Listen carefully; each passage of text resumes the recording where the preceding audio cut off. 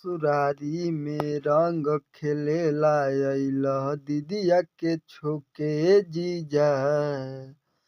हमरो मन पनियाई देल दुनो जोबनवा टोके जीजा।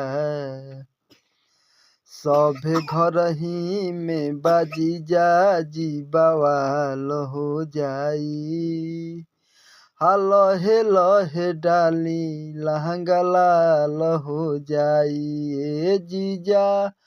लहे लहे डाली लहंगा लाल हो जाई। अरे ससुरारी में रंग खेलेला अइलह दीदिया के छोके जीजा।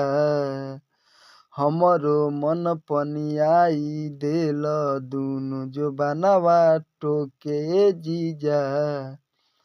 सभे घरही में बाजीजा जी बवाल हो जाई।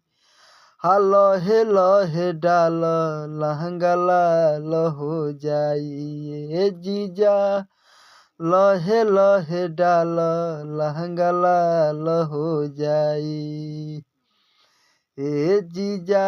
लहे लहे डाल लहंगा लाल हो जाई।